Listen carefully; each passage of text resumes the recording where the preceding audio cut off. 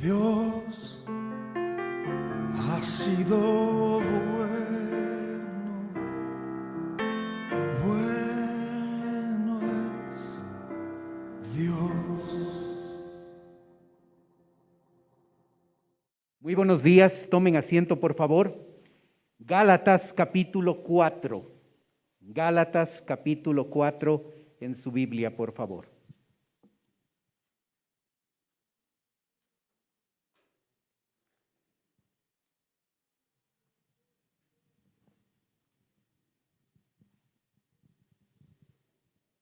Empezamos en el versículo 1. Gálatas capítulo 4, verso 1. La Biblia dice: pero también digo, entre tanto que el heredero es niño, en nada difiere del esclavo, aunque es señor de todo, sino que está bajo tutores y curadores hasta el tiempo señalado por el Padre. El apóstol Pablo ha usado una práctica conocida por los gálatas y por los romanos. Los romanos usaban a sus esclavos griegos para que sean el ayo de esos niños, de sus niños, el ayo, el maestro, el pedagogo, la persona que cuidaba, que guiaba, que enseñaba a esos niños pequeños, a esos niños romanos. Cuando el niño romano era heredero de todo, porque cuando cumplía la mayoría de edad, era la costumbre, o cuando el tiempo señalado por el padre así lo determinaba, ese niño legalmente iba a poder hacer uso de esa herencia, era el heredero. Pero cuando era pequeño y corría por las calles junto a los otros niños esclavos griegos, en verdad no había ninguna diferencia entre esos dos niños, porque aunque el uno era heredero y era el dueño de ese esclavo que le enseñaba, en verdad hasta llegar a la mayoría de edad y recibir la herencia, no había diferencia. Ese niño estaba bajo tutores, es decir, personas a las que legalmente el padre les había dado esa autoridad, y esa autoridad legal podía estar vigente cuando el padre estaba vivo o si el padre fallecía. Cuidadores habla de aquellos que administraban los recursos del amo romano y ayudaban y cuidaban a esos niños pequeños. Con esa imagen en mente, con esa ilustración, como dije, muy conocida por los primeros lectores de la carta a los Gálatas, ese ejemplo va a ser utilizado por el apóstol Pablo como ilustración de dos verdades importantes que tienen que ver con la justificación por fe. Recuerde, ese es el tema de la carta a los Gálatas. El verso 3 dice, así también nosotros, observe cómo conecta el autor la ilustración de los dos primeros versículos con la enseñanza que él va a transmitir ahora.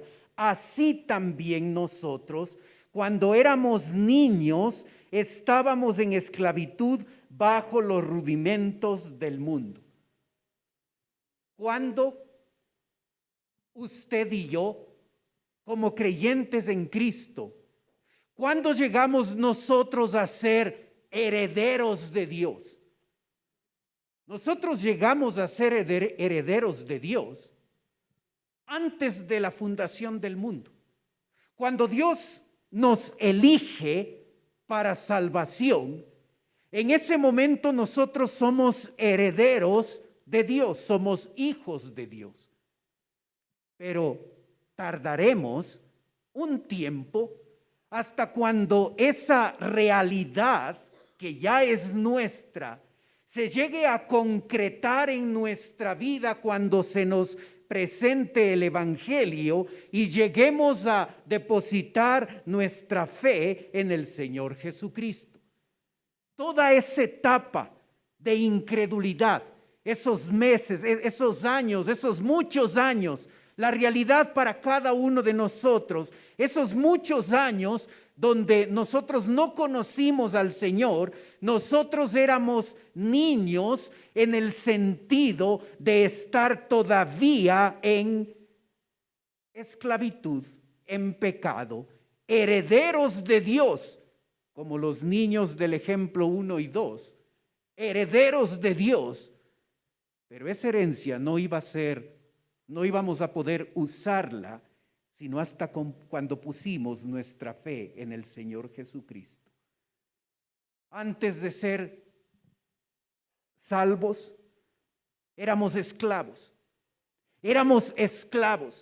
Nuestra naturaleza pecaminosa, esa tendencia con la que todo ser humano es concebido en el vientre de su madre, esa tendencia pecaminosa es la que determina la forma en que vivimos, la forma en que actuamos. Podemos pensar que somos libres. La persona sin Cristo puede pensar que tiene la libertad de poder decidir cualquier cosa. Es libre de tomar cualquier decisión. No es cierto. Es esclavo de esa naturaleza pecaminosa. Esa naturaleza pecaminosa va a dictar su forma de actuar, va a dictar su forma de vivir, y luego la influencia del mundo a través de una forma pecaminosa de vivir, expresada e influida, según Efesios 2, por el propio Satanás, es lo que hace que estemos bajo los rudimentos del mundo. Estábamos esclavizados por la naturaleza pecaminosa. Estábamos esclavizados por una forma de pensar, una forma que el mundo tiene que es contraria a la palabra de Dios, y esa forma de pensar es dictada, es impresa en nuestra vida por influencia directa del Dios, con minúscula, del Dios de este siglo, Satanás. Éramos esclavos. Esa era nuestra condición, esa era nuestra realidad. Pero en un momento de la historia, versos 4 y 5, el Salvador es enviado por Dios Padre.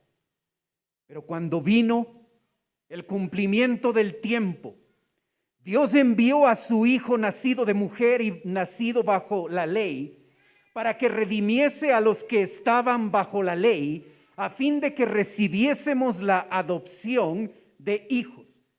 Pero cuando vino el cumplimiento del tiempo, en estos 2 versículos, nosotros tenemos 6 detalles de cómo fue ese envío de Jesucristo acá al mundo por nosotros.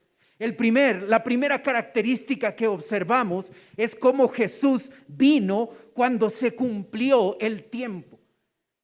Ahora los historiadores pueden ver la historia cristiana en retrospectiva y pueden observar que a lo largo de la historia de la humanidad no ha existido un tiempo mejor, un tiempo ideal para introducir en el mundo una creencia como fue el cristianismo allí en el siglo I, y que ese cristianismo llegue a transformar la sociedad y llegue a tener un impacto durante los siglos, durante las generaciones, al punto de que muchos años después nos tocó a nosotros, nos afectó a nosotros.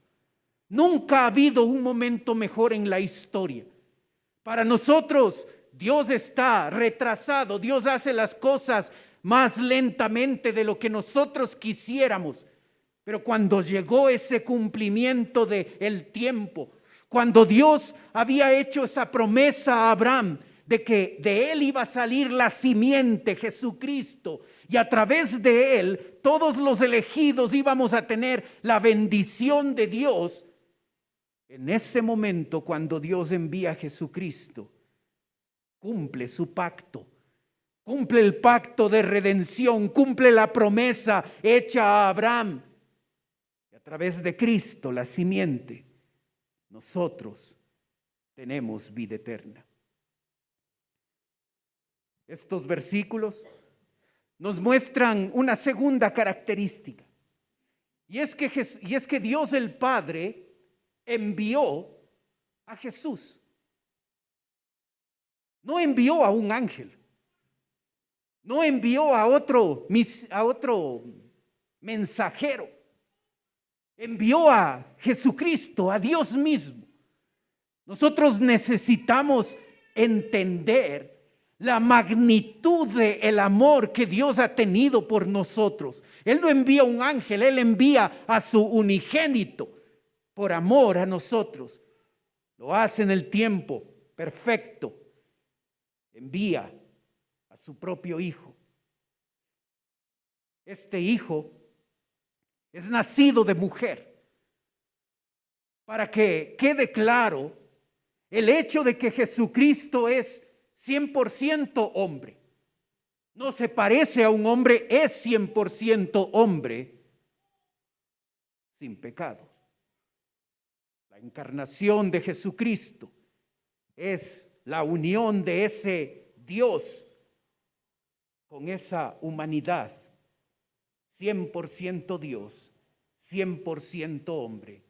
Jesús nace de una mujer. Jesucristo nace bajo la ley. Todo judío que nacía estaba bajo la ley. Era normal eso. Jesucristo nace bajo la ley. Es interesante, y en la pantalla puede ver la cita de Mateo 5:17, donde dice: no penséis que he venido para abrogar la ley o los profetas. No he venido para abrogar, sino para cumplir. El nombre del Antiguo Testamento, de la totalidad del Antiguo Testamento, es la ley y los profetas. Así es que Jesucristo está diciendo que Él no ha venido a abrogar el Antiguo Testamento. No solo se refiere al Pentateuco, a los 5 primeros libros del Antiguo Testamento, sino a la totalidad. Y Él dice: no he venido a abrogar la ley, he venido a cumplirla. El único hombre que pudo y que podrá cumplir la ley de Dios fue Jesucristo. Ninguno de nosotros podrá cumplir la ley. Pero aquellos que estamos bajo la ley, estamos bajo maldición. Y para que Jesucristo pueda quitar esa maldición de nuestra vida y darnos salvación, lo que tuvo que pasar es que alguien que estaba bajo la ley y que no era infractor de la ley pudiera tomar nuestro lugar. Allí en la pantalla veo una cita de Gálatas 3, 13 y 14, la estudiamos hace unas semanas. Cristo nos redimió de la maldición de la ley, hecho por nosotros maldición, porque escrito está: maldito todo el que es colgado en un madero, para que en Cristo Jesús la bendición de Abraham alcanzase a los gentiles, a fin de que por la fe recibiésemos la promesa del Espíritu. Esclavos del pecado, malditos, porque no podemos obedecer la ley, y la consecuencia de ser desobedientes a la ley de Dios es que se nos pone en un estado de maldición. Uno que nace de mujer, uno que nace bajo la ley, lleva sobre sus hombros nuestra maldición, nuestra incapacidad para cumplir la ley de Dios, y nos otorga bendición al recibir a Cristo. Debemos entender la magnitud del amor que Dios ha tenido para nosotros. Ese sacrificio en la cruz de Calvario tuvo dos propósitos, por lo menos. El primer propósito, expresado allí en el verso 5, para que redimiese a los que estaban bajo la ley, primer propósito. Segundo, a fin de que recibiésemos la adopción de hijos, para que redimiese a los que estaban bajo la ley. Jesucristo murió por nosotros para redimirnos. El significado de la palabra redención incluye tres elementos: el pago que una persona debe hacer para poder comprar un esclavo que está a la venta en el mercado de esclavos. El segundo elemento es sacar al esclavo, mantenerlo como esclavo y en la casa del nuevo dueño ponerlo a trabajar. Y la tercera connotación de la palabra redención es a ese esclavo darle libertad. Este tercer elemento es el que se está enfatizando aquí en el verso 5. Dios nos salvó, nos redimió del pecado para darnos libertad del pecado. Nosotros como creyentes debemos darnos cuenta que en Cristo somos libres del pecado. No necesitamos seguir viviendo en pecado. No necesitamos continuar con un hábito pecaminoso que nos gobierna, que nos llega a controlar. No necesitamos tener en nuestra vida un área en la cual nosotros le avergonzamos a nuestro Dios. Podemos y debemos vivir en libertad. Antes de ser salvos, eso no era posible. Lo único que teníamos era nuestra antigua naturaleza que nos empujaba a vivir en pecado. Pero desde que Dios mora en nosotros, tenemos la naturaleza santa de Él, la nueva naturaleza, hecha a semejanza de Dios, santa, justa, perfecta. Y es esa naturaleza que llega a capacitarnos para disfrutar de esa libertad que tenemos en Cristo. No necesitas seguir en esclavitud. No necesitas estar bajo ese pecado, bajo ese hábito. Eres libre creyente en Cristo. Eres libre en Cristo. Aprópiate de lo que por la gracia de Dios es tuyo. El segundo propósito es del verso 5, su parte final. Dice: a fin de que recibiésemos la adopción de hijos. Cuando nosotros pensamos en la palabra adopción, usualmente nos imaginamos a una pareja que quiere adoptar a un niño pequeño. Esa es la imagen que viene a nuestra mente. En el primer siglo era inusual la adopción de niños pequeños.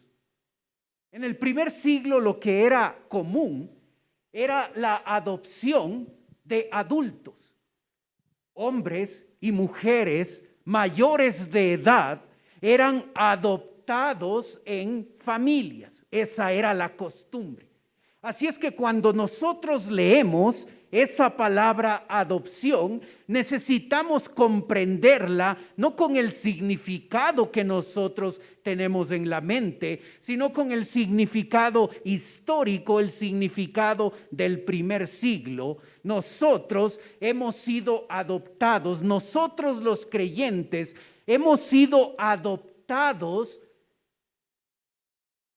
como mayores de edad. Es decir, con todos los derechos de un heredero. No un heredero que es niño, que le falta tiempo para poder apropiarse de esa herencia.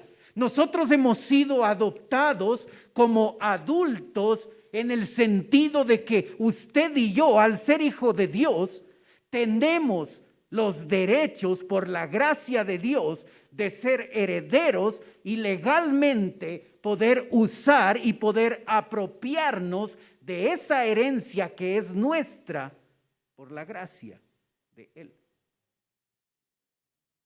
Observa lo que implica ser adoptados por Dios.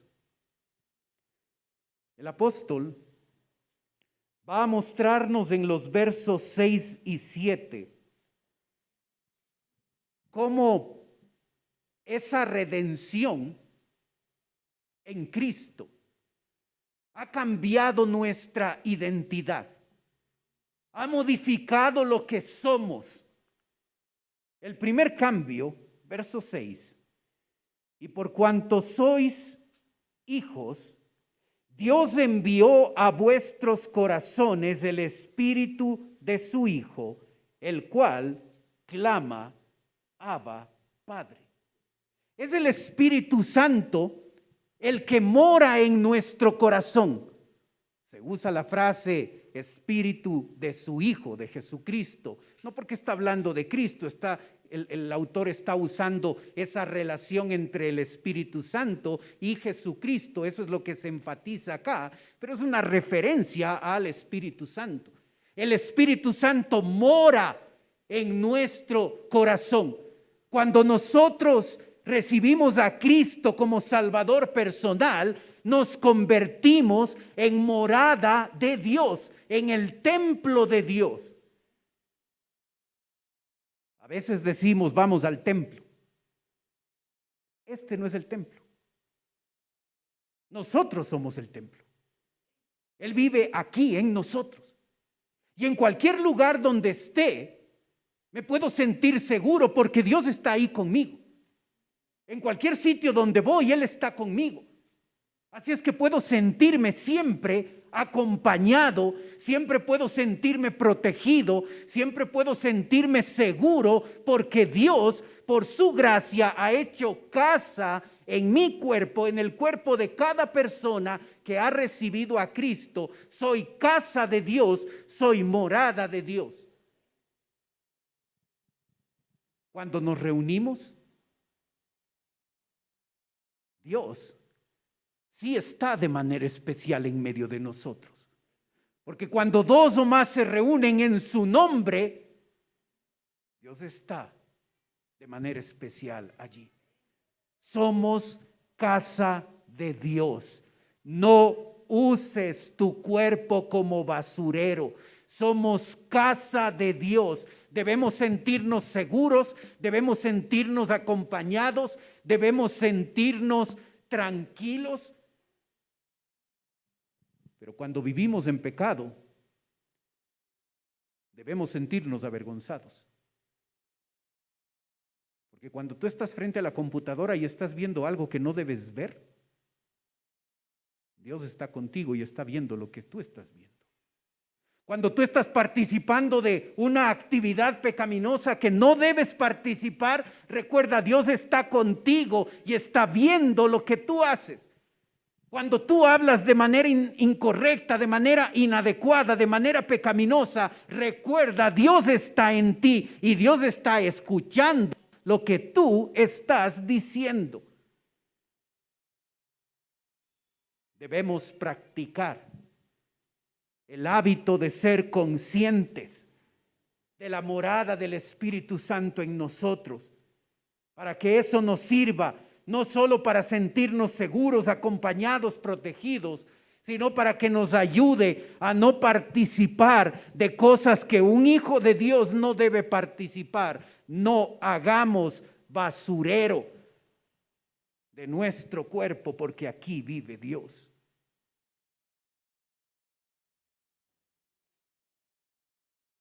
Pablo les dirá a los romanos, en capítulo 8, porque todos los que son guiados por el Espíritu de Dios, estos son hijos de Dios. Pues no habéis recibido el espíritu de esclavitud para estar otra vez en temor, sino que habéis recibido el espíritu de adopción por el cual clamamos, Abba Padre. El Espíritu mismo da testimonio a nuestro espíritu de que somos hijos de Dios.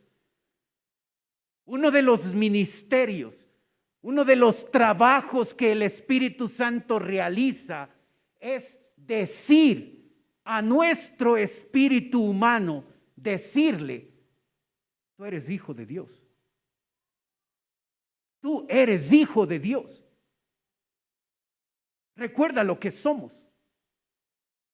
Si el Espíritu Santo tiene que estar diciéndonos que somos hijos de Dios, es porque se nos olvida o porque vivimos como si no fuéramos hijos de Dios. Abba Padre, un término que habla de una relación cercana. Por la gracia de Dios, nosotros no tenemos a un papá lejano, a un papá a distancia. Nosotros tenemos a Abba Padre, a un papá cercano, a un papá que está tan cerca que vive en nosotros. Somos morada del Espíritu Santo. Verso 7. Así que, observa la conclusión. Así que, ya no eres esclavo. Ya no eres esclavo. Creyente, tú y yo necesitamos darnos cuenta que somos libres en Cristo. No nos engañemos con el pensamiento de que nosotros no podemos dejar cierto hábito pecaminoso, dejar ciertas actividades, dejar ciertas relaciones con los incrédulos. No nos engañemos pensando que eso no es posible, porque es posible y es nuestro deber vivir en santidad. Dios, cuando murió en la cruz, su sacrificio hizo la provisión suficiente, no solo para salvarnos, sino para que vivamos una vida de santidad, porque ahora su naturaleza santa vive en nosotros y eso nos capacita y nos posibilita para vivir en santidad. Somos libres en Cristo. No tienes que estar atado a ese pecado, no tienes que estar atado a ese trauma, a esa cosa que marcó tu vida. Eres libre en Cristo. Aprópiate de lo que es tuyo por la gracia de Dios. Así que ya no eres esclavo, sino hijo de Dios. Hijo de Dios. Dios nos podía salvar y no hacernos sus hijos. Nos salvó y nos hizo sus hijos. Nos hizo no solo sus hijos, sino nos hizo sus herederos. Así que ya no eres esclavo, sino hijo, y si hijo, también heredero de Dios por medio de Cristo. En la cita que ves en la pantalla dice, y si hijos, también herederos. Herederos de Dios y coherederos con Cristo.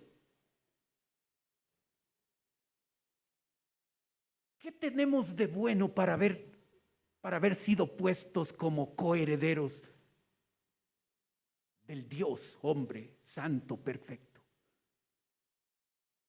Observa lo que eres. heredero de Dios y coheredero con Cristo, si es que padecemos justamente con Él, para que justamente con Él seremos glorificados. La salvación de la que hoy disfrutamos es una parte de nuestra herencia espiritual. Cuando estemos en su presencia, esa herencia que hemos recibido por la gracia de Dios, la tendremos a plenitud.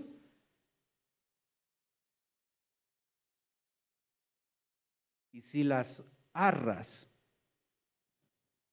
si el anticipo, si nuestra salvación es así de maravillosa, imagínate lo que todavía nos espera en su presencia, cuando podamos apropiarnos en su totalidad de la herencia que se nos ha prometido. En la primera diapositiva observas que el resultado de ser justificado por la fe es que somos casa de Dios. Soy libre en Cristo. Soy un hijo de Dios. Soy heredero de Dios. Todo esto ha ocurrido por su amor y por su gracia. Y yo debo vivir a la altura de mi nueva identidad, de mi nueva posición en Cristo. Esto es lo que soy. Debo vivir como casa de Dios. Debo vivir libre en Cristo. Debo vivir como un hijo de Dios y debo vivir como heredero. Basta ya de vivir una vida mediocre al mismo nivel de los incrédulos que no tienen a Dios y que no han sido transformados, que su identidad no ha sido cambiada. Nosotros como hijos de Dios debemos vivir acorde a nuestra nueva identidad, a nuestra nueva posición en Cristo. Esto es lo que somos por la gracia de Dios y debemos vivir vidas santas acordes a nuestra nueva identidad. Amén. Amén. Padre Celestial, qué bendición estudiar siempre tu palabra.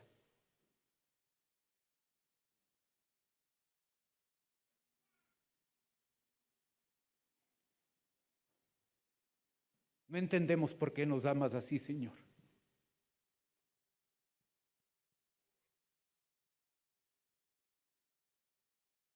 Pero gracias por amarnos. Ayúdanos cada día, Señor, a vivir de acuerdo a nuestra nueva identidad. Ayúdanos a recordar cada día que somos casa tuya, que somos tus hijos, que somos tus herederos, que somos libres en ti. Ayúdanos a vivir de acuerdo a nuestra nueva identidad. Gracias por amarnos, aún sin merecerlo. Padre Celestial, te damos gracias por habernos salvado y por haber cambiado nuestra identidad. Ayúdanos, Señor, a vivir cada día a ese nivel, de acuerdo a esa identidad, de acuerdo a esa nueva realidad que tenemos en Cristo. Pedimos tu bendición. Oramos en el nombre de Cristo Jesús. Amén. Dios ha sido